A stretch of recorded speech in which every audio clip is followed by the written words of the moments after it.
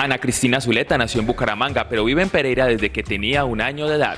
Su proyecto artístico ha estado influenciado por diferentes lugares que le han ayudado a tener una mirada muy orgánica de su obra. Desde que terminó el colegio, supo que el arte la iba a acompañar en su trasegar por la vida. Me fui a estudiar artes a la Nacional en Bogotá. Estuve como 1 año y medio desde que me gradué allá exponiendo y trabajando, que hacía mucha gráfica al principio, y luego salió la oportunidad de irme para Francia.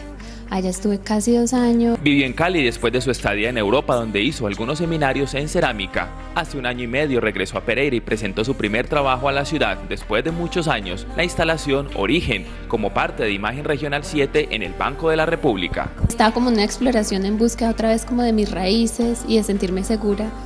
Y fue que empecé otra vez a trabajar con la cerámica y empecé a hacer una propuesta formal mucho más fuerte, y salió Origen, que fue el que salió seleccionada para la Imagen Regional, que fue una instalación de unos relieves en cerámica que tenían como unas pequeñas bolsitas o semillas o hongos. Bueno, era muy orgánico y quedaba la ilusión como de vida. Continuó su exploración con la cerámica en esa instalación que estamos observando, Cosas dentro de mí, en la Alianza Francesa de Pereira, como parte de Cortocircuito, Escenarios para el Arte. Y empecé a trabajar desde enero.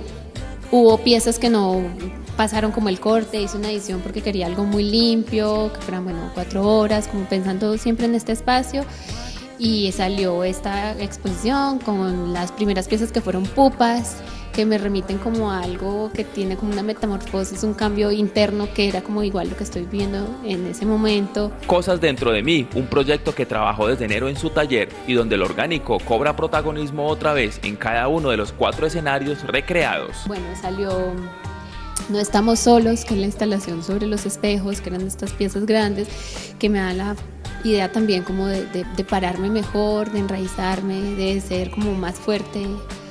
Así estuvieran llenas de paticas y necesito un montón de muletas, pero es como esa fortaleza, buscar eso. La exposición estará abierta al público hasta el próximo 6 de julio.